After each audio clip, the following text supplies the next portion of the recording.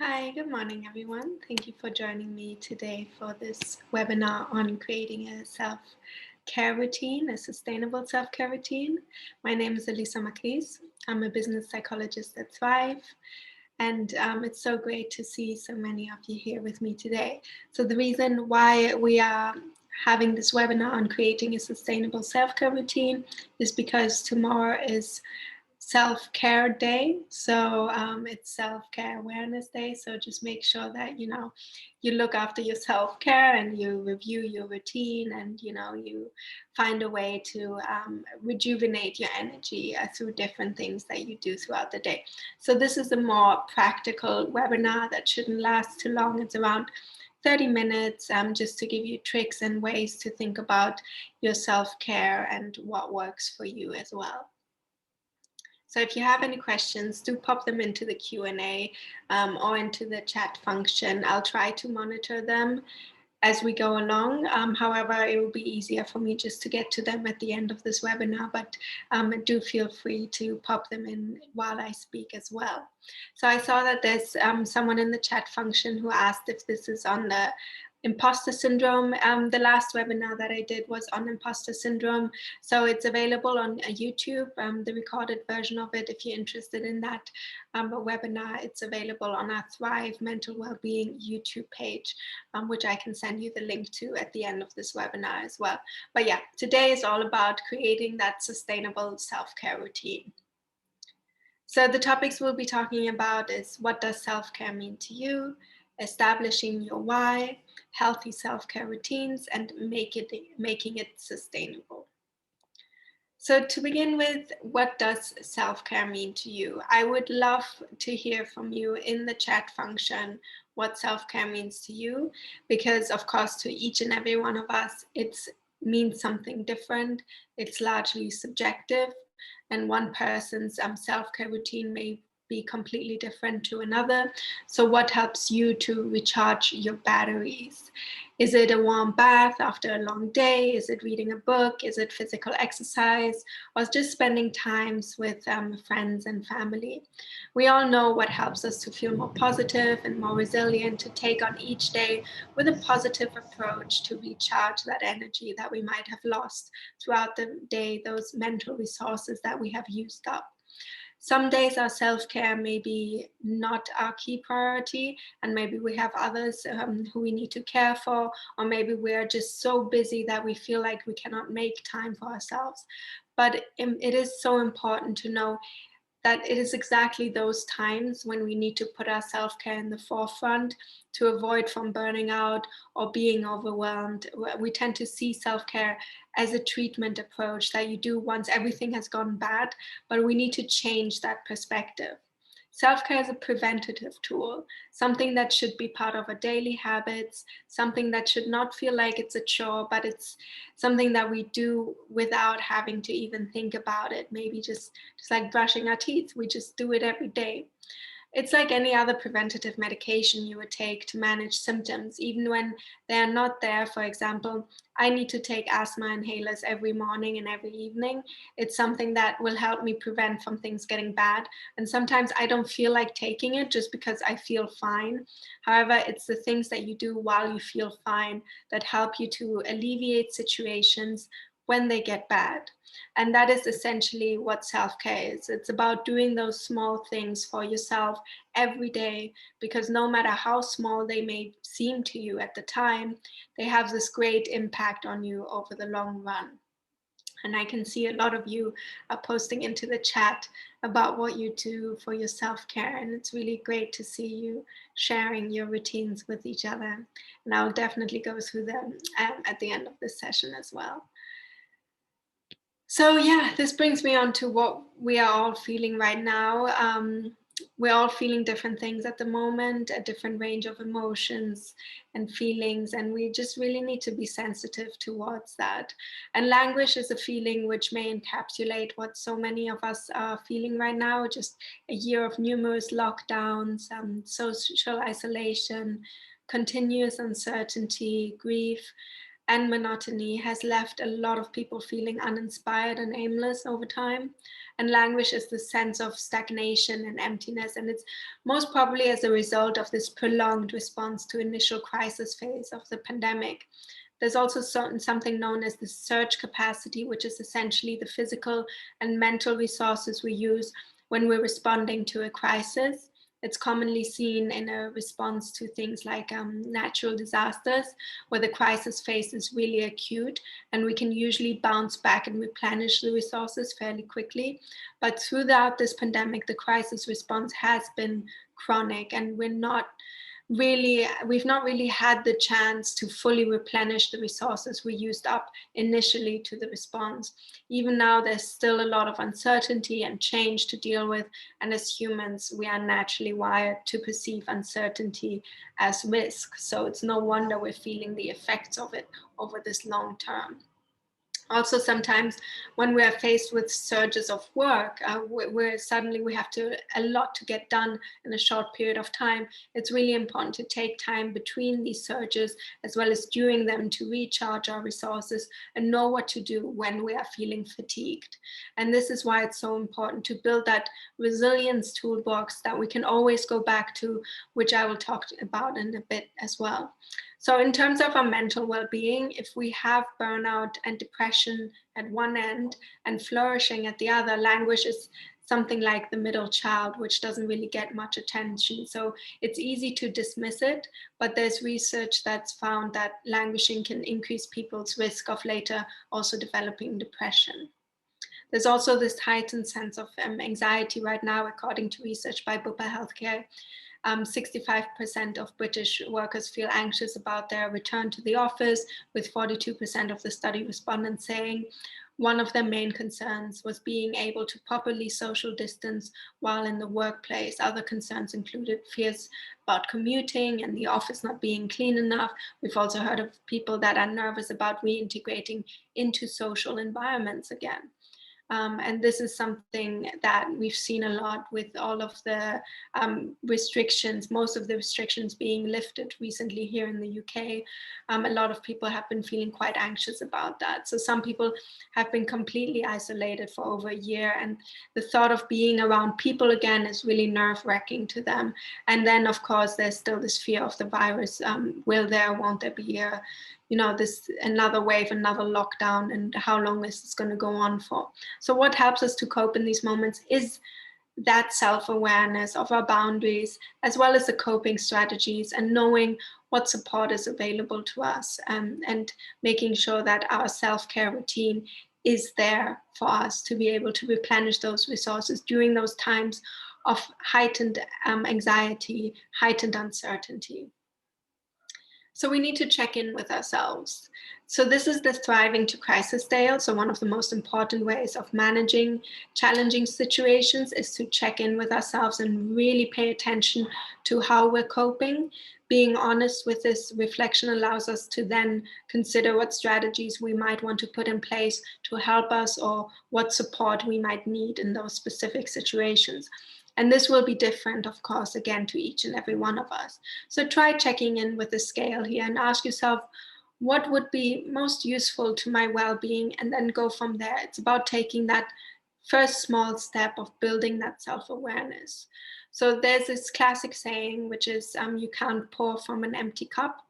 And that doesn't, that really couldn't be more true, of course. So no matter how many other people we might be supporting at the minute, we can only continue doing that by making sure we're also making ourselves a priority. So check in with yourself, see where you're at on this crisis scale. And of course, throughout time, we fluctuate between feeling like we're thriving, between maybe surviving, or maybe you've been stuck in one of these situations for a very long time. Maybe you've been struggling for a long time. So what do you need in order to step out of that specific situation, so that you can step into more of a surviving, and then eventually more into thriving mode for yourself. So make sure that you build that self-awareness and it becomes common practice to you.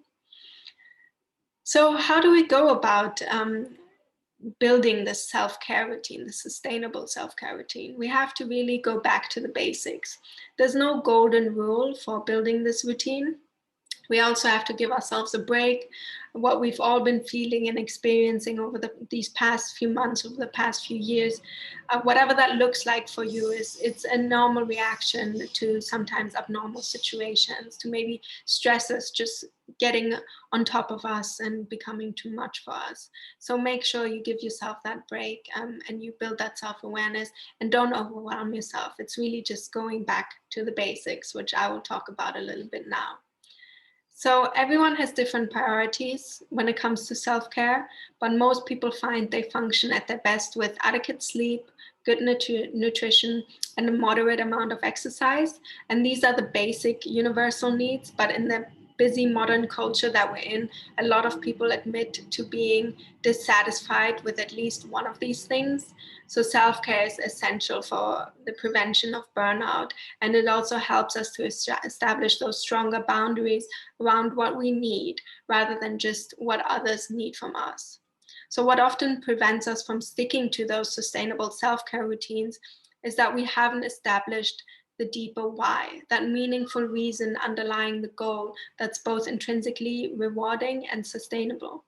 So we often try to adopt these routines because we know we should, and then we find it hard to really maintain them. And also people commonly try to take on too many new habits at once, which ultimately leads to them not being sustainable. So going back to the basics and making sure that you're getting good quality sleep, balanced nutrition, and some form of exercise is a good place to start, and then take small steps to build from there.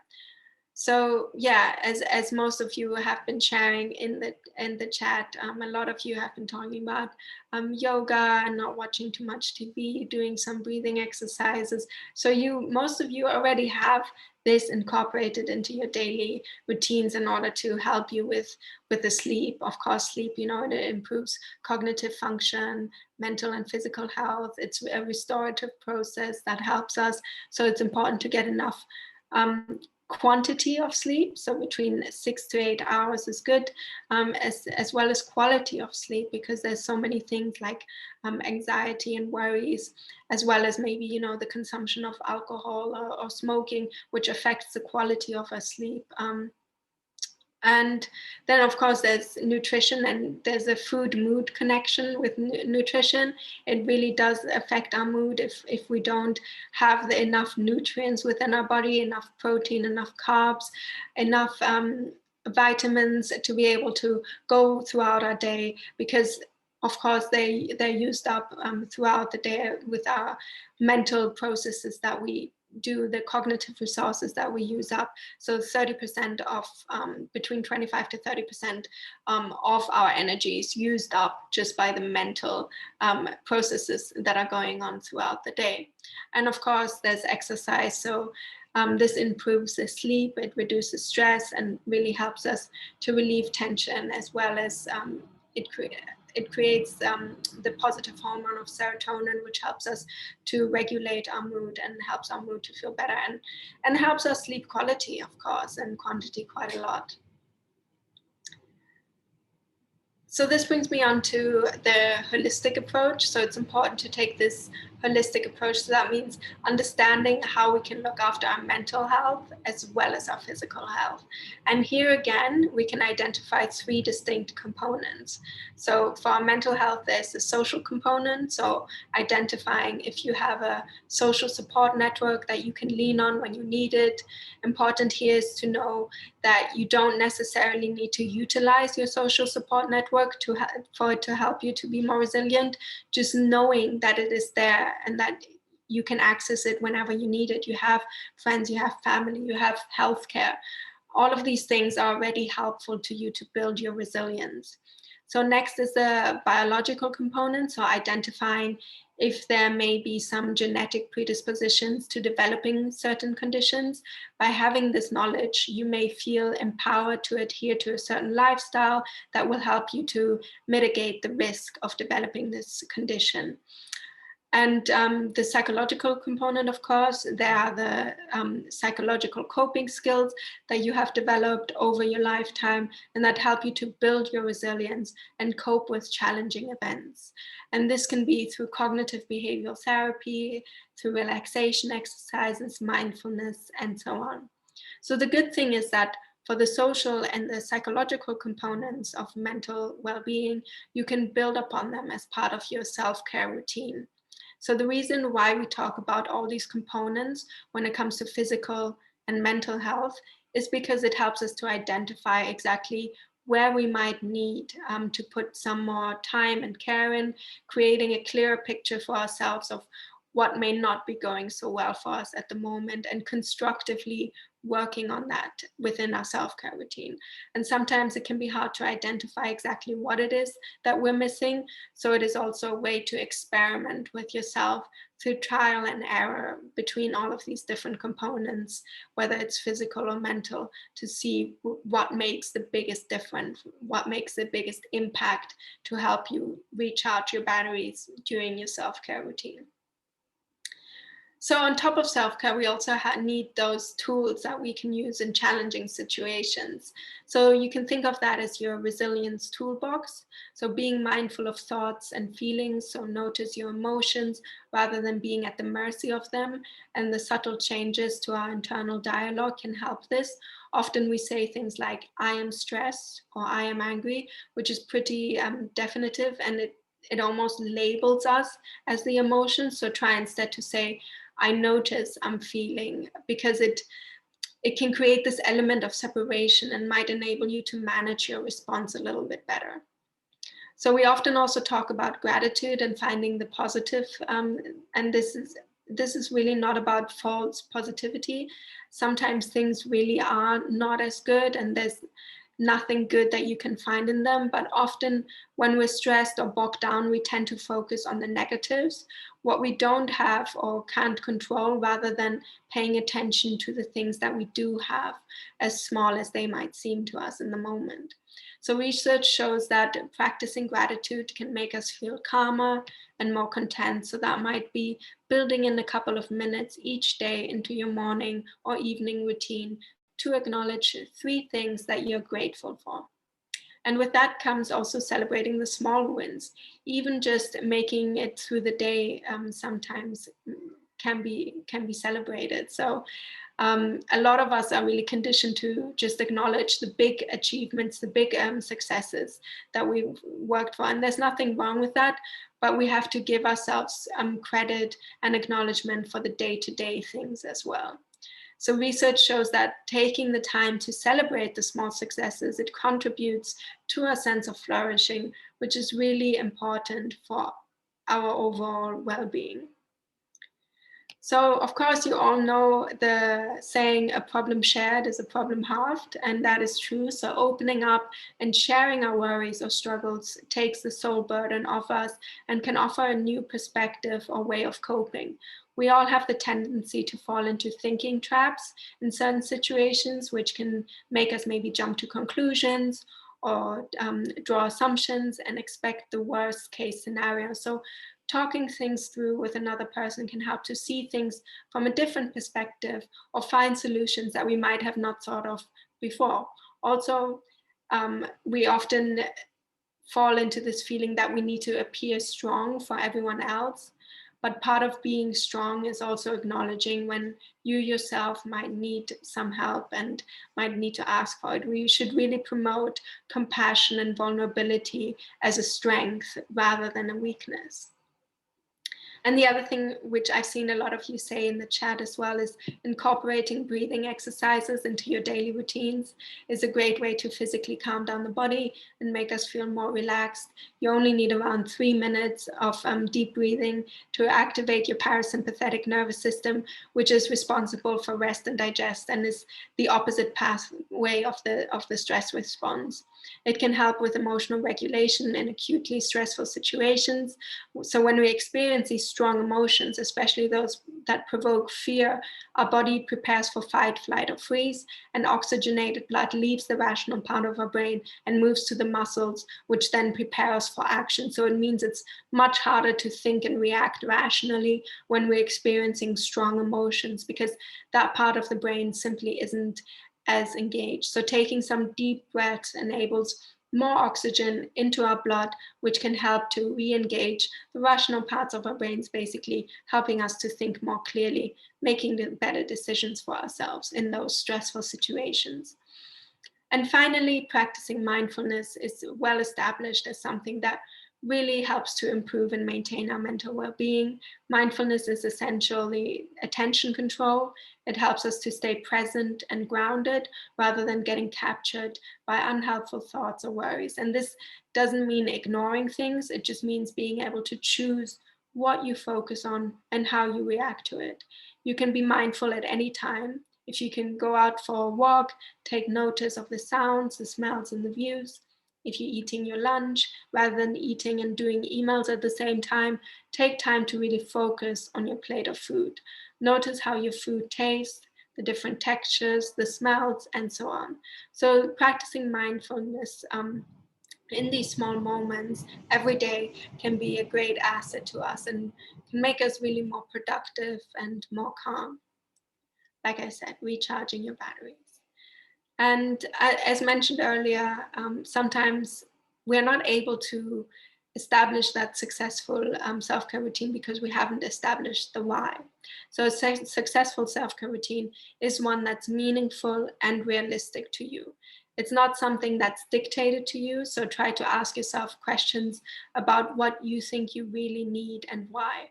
All of these questions are designed to bring your attention to the things that make you feel good, to give you strength and indicate where you could spend more time on. So if you find yourself spending more time on doing things that take your energy and aren't balancing that with things that help you to switch off and replenish that energy, then it might be a good time to think about how you can create that balance in your routine. So ask yourself the following question: what gives you energy? What takes it away? What motivates you? When are you most content?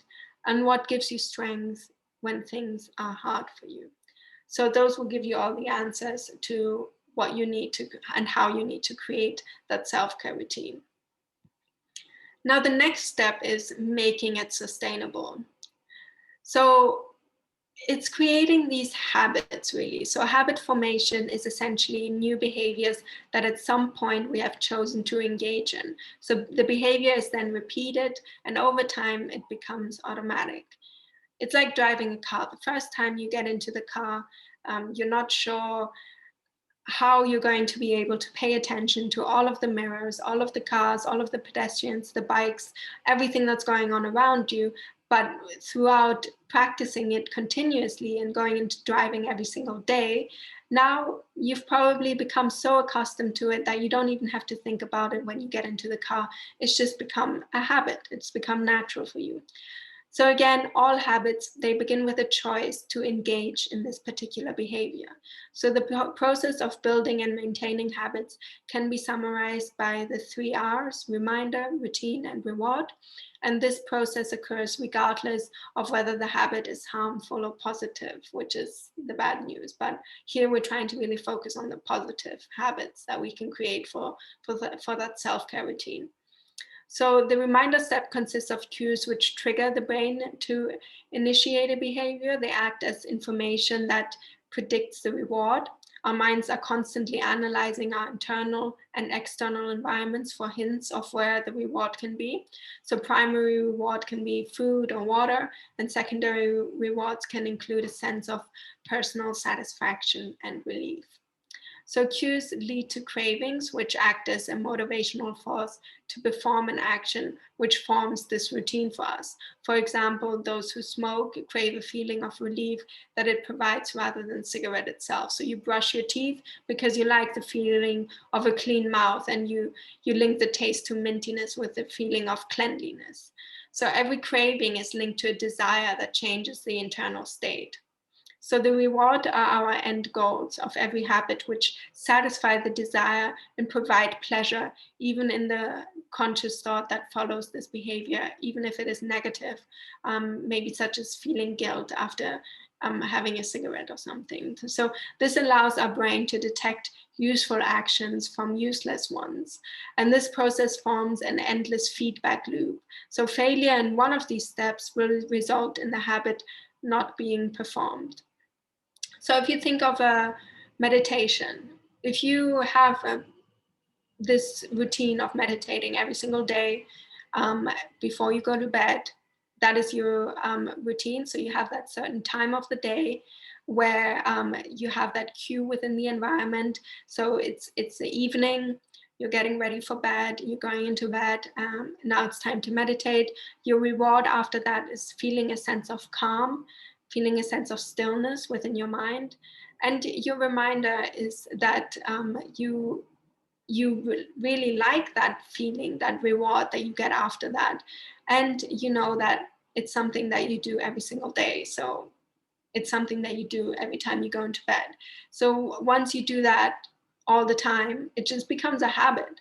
And then at some point, you won't even think about it. You'll just do it automatically before you go to bed.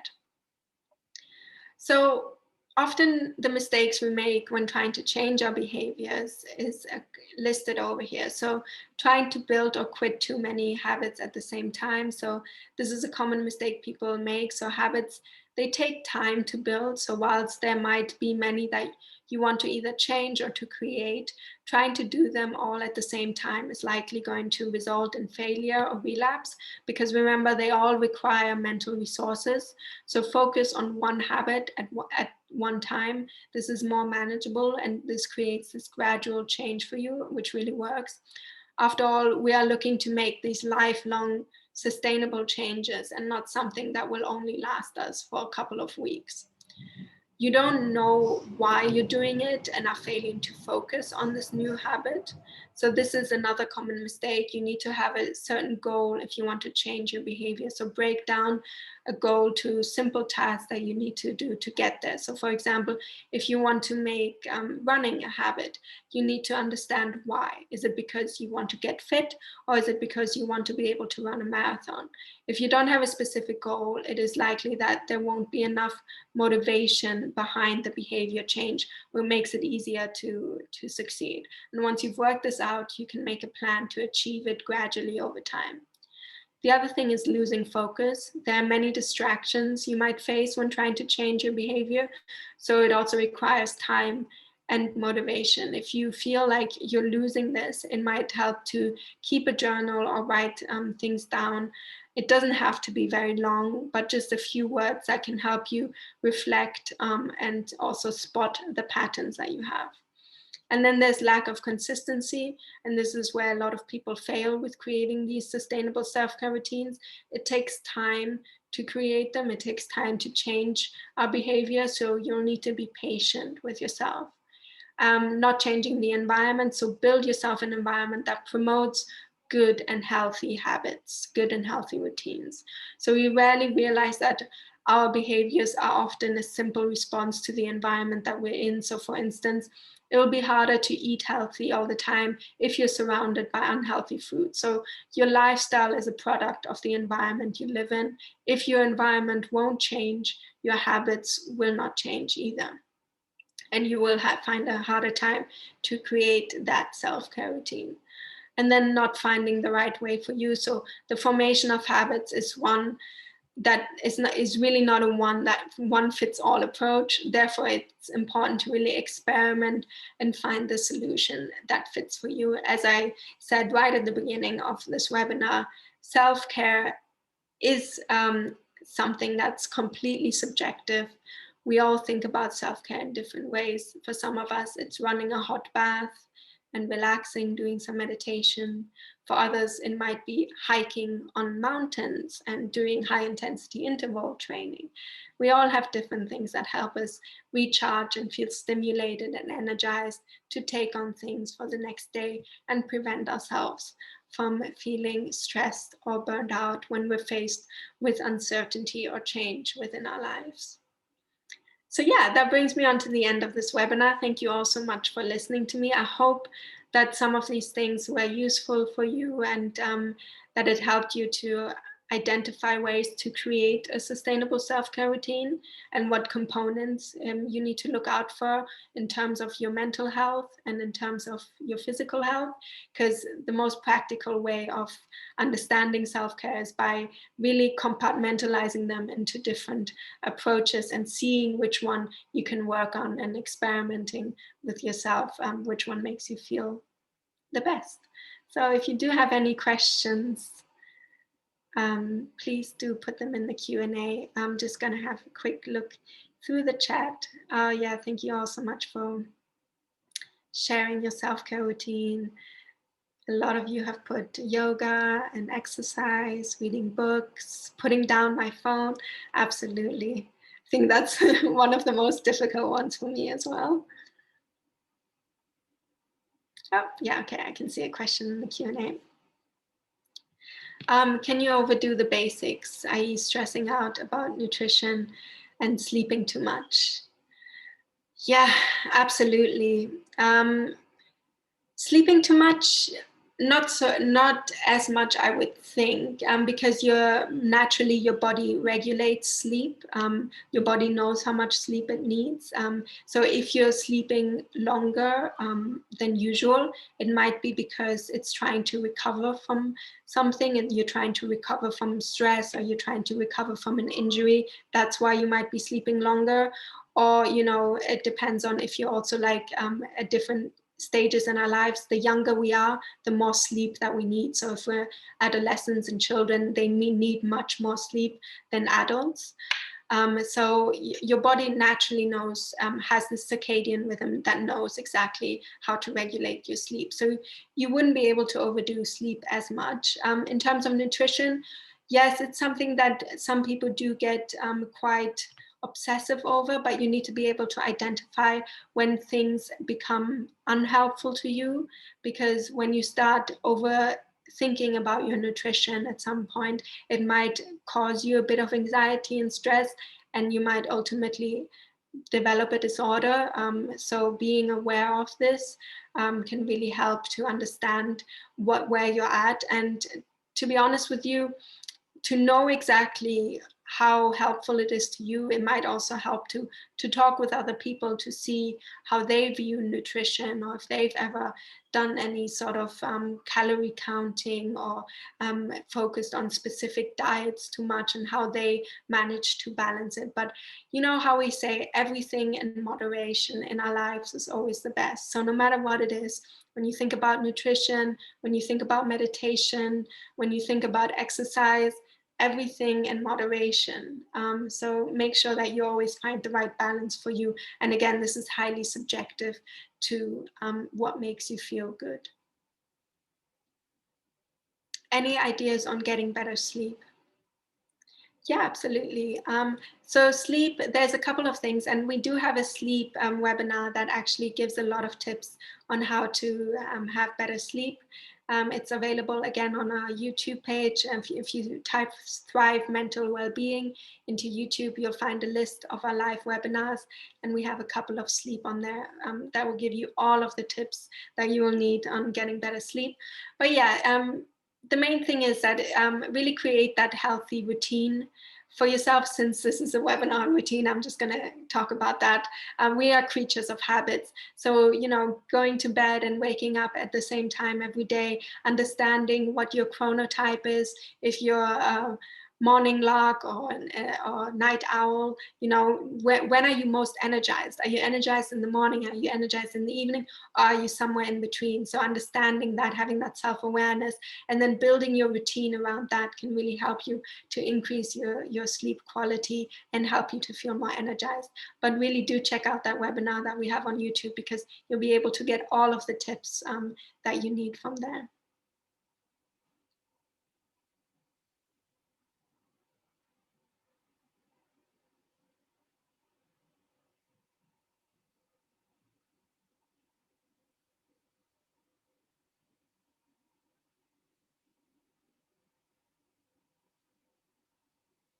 Yeah, sorry, I can just see. I'm just going through the questions. 1 second. Yeah, so I can see one here. Okay, let me just find the link on YouTube for all of you to be able to send you the content that we have on YouTube so that you know where to find it, because this is also this webinar will also be available to you on there. And I can see a couple of questions here in the chat and one in the Q&A. I'm just going to go through the Q&A real quick. How to handle others who make you feel bad for wanting to do self-care. Right, okay. So that's a good question. Sometimes we might feel a little bit guilty for saying, you know, I need to take some time for myself. I need to do some self-care. I don't have time to do all of these things that you're asking me to do right now. And yeah, sometimes we might feel some guilt around that, and others might not maybe respond that well to it. However, this is where it's really important to communicate those boundaries. So sometimes healthy communication of boundaries can be difficult and we wouldn't know where to start, but it's really about having that you know, approach where you try to be more solution focused rather than being focused on just the feelings and the emotions that you might have. Because when you have that initial conversation, you might feel like there's a discrepancy between the two of you or between you and other people, where you don't come to a common ground, where you might be having an emotionally charged conversation. So rather than having that emotion focused, take a productive approach of solution focused, where you say, you know, I'm trying to accommodate you as much as possible in your routine, but in order for me to be able to be 100% there for you and be 100% supportive to whatever you're doing as well, I need to be able to recharge my batteries. And this is the only way for me to do it, through that self-care that I need to take for myself. So yeah, make sure you communicate those boundaries in a healthy way without being insulting to them, and helping them to understand exactly where you're coming from. Because that can be a really good way to approach that situation, especially if they make you feel bad or guilty. But sometimes we also catastrophize these things, where we might think that somebody is judging us for doing that self-care and taking time for ourselves, but that might not even be true. So communication is really key in these kind of scenarios, and making sure that you have solution-focused conversations and not emotionally charged ones where you start insulting each other in any sort of way. So yeah, taking a very calm approach and respecting each other's boundaries. We do have another boundary webinar on YouTube as well. I'm really trying to find the link. It's been, I don't know why I cannot find it. Give me 1 second, because all of these webinars, they give you all the tips and tricks on boundaries and sleep and healthy communication, as well as healthy conflict resolution as well. We do have a webinar on that. Give me 1 second.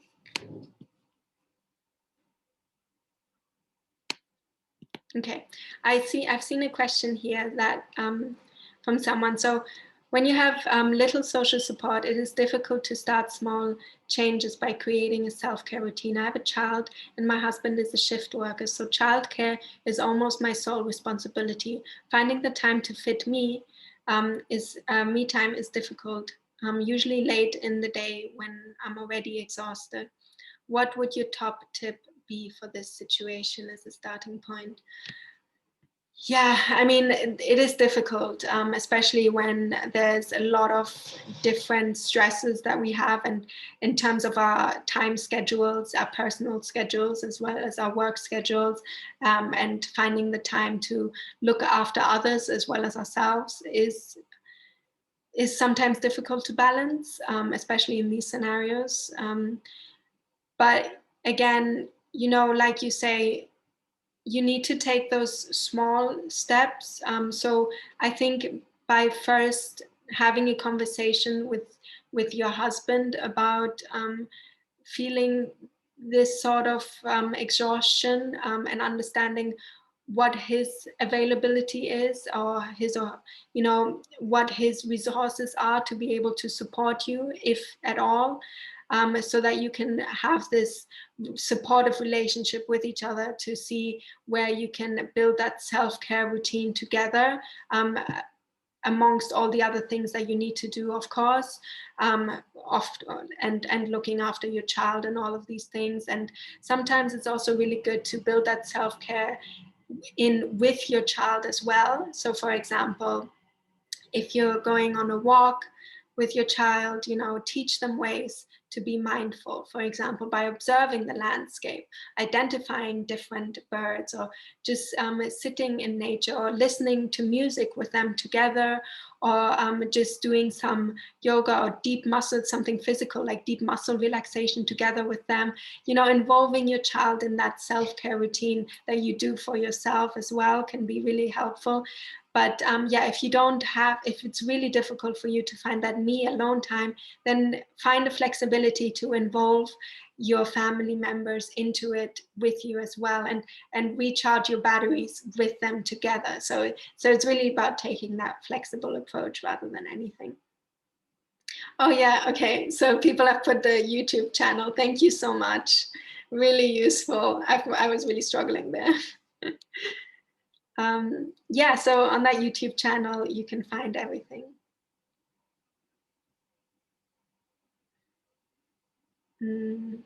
Just seeing if there's any other questions. Yes, this webinar is also recorded, so you'll see it on that YouTube channel that people have linked. Any tips for getting uninterrupted focus time when you live with someone? Yeah, so again, you're going to be sick of me hearing this, but I'm always going to go back to this communication.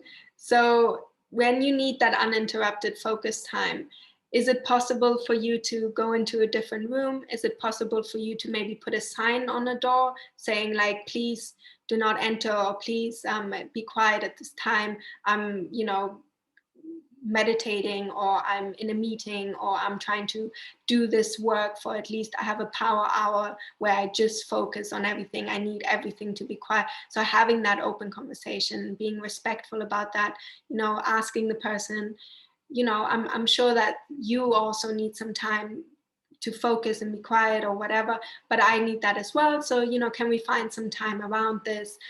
Maybe when I have that sign on the door, can you try to just be quiet to respect my boundaries in that certain time? I would really appreciate that. And I, tell that person, I would love to hear from you as well. If there's anything I can do to accommodate certain things that you might need.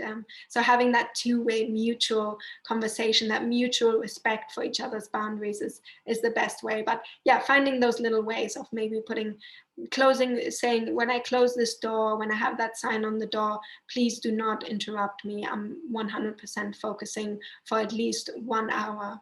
And then, maybe you want to do that at the same time every day, or at the same days per week, so that it becomes part of the routine, and they know exactly when that time is, so it's part of their routine as well, and it doesn't just come out of nowhere. They know it's happening. So yeah, again, open conversation, finding those little tricks, making it part of both of your habits and your routines. Okay, just seeing any more questions. Okay, I think I can't see any other ones today. But thank you so much for supporting me and finding the links and being so helpful with this webinar today, and so positive, and sharing your self-care routines. Make sure you make this into a habit and you look after yourself. And please do join us for future webinars, and have a look at the other ones that we've created around communicating healthy boundaries, as well as creating healthy sleep routines. There's also one on nutrition, where we say some tips as well. So all of these are available there if you have a specific component within your self-care routine that you want to enhance or look out for. And there's also some on meditation as well. All right. Oh yeah, somebody asked if they can have the copy of the slides. Yeah, I mean, if you send me your email address, I can send it to you directly. Actually, I'm gonna put this email address into the chat. So for anyone who has any further questions that they think of later on, please email bpsych@uk.com.